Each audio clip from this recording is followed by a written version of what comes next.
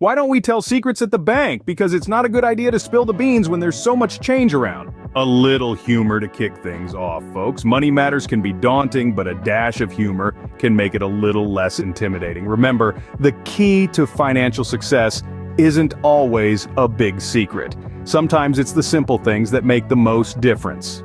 Now let's dive into what you should consider when you receive your paycheck. One of the best ways to start a paycheck routine is by automating your savings. Pay yourself first. The beauty of this method is that it takes the decision-making out of the equation. No more mental debates about whether to save or splurge. With automated transfers, you set it and forget it. Think of it as setting up your own personal finance assistant. This assistant works round the clock, diligently moving money from your checking account to your savings account on a weekly or bi-weekly basis. The best part? You can start small. Even transferring as little as 1 or 2% of your paycheck can add up over time. You may choose to funnel this money into a regular savings account, an emergency fund, a registered retirement account, or a tax-free savings account. Regardless of the destination, the journey begins with that first step. Taking action, no matter how small, puts you in a savings mindset and fuels your drive to secure your future. As you climb higher in your career ladder, consider increasing the percentage that you save. It could be 5, 10, or even 15%, depending on your financial situation and goals. Remember, even the smallest step can lead to great results, so start saving now. After setting up your automated savings, the next step is to live below your means. Now, this isn't as daunting as it may sound. It's all about smart budgeting and prioritizing your needs over wants. First off, you'll want to calculate your essential living costs. This includes your rent or mortgage, utilities, groceries, transportation, and any other necessary expenses. Don't forget to factor in any debt repayments or insurance premiums. The total of these costs should be your baseline for what you need to live. Next, consider the envelope method of budgeting.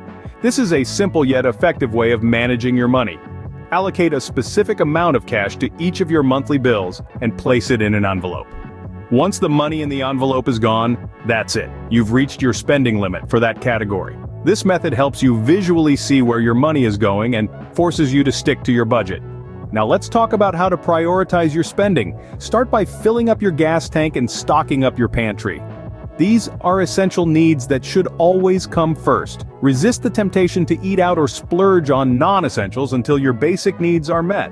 But living below your means doesn't mean you have to live a boring life. There are countless ways to have fun without breaking the bank. Consider free and educational entertainment options like reading, writing, or drawing. Get outdoors and go hiking, camping, or biking. Play board games, visit a museum, or volunteer your time.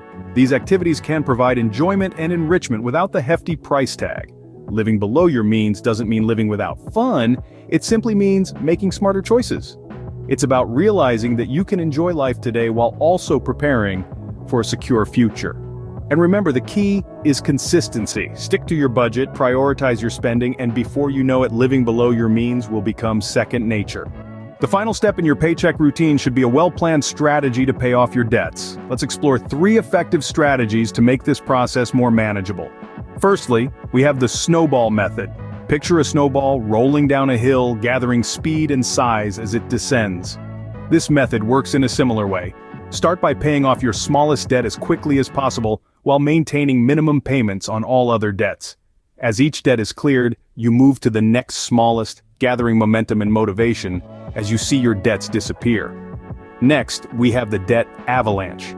Unlike the snowball method, which focuses on the size of the debt, the avalanche method targets the debt with the highest interest rate. By prioritizing these debts, you're essentially stopping the avalanche of accumulating interest from burying you further in debt.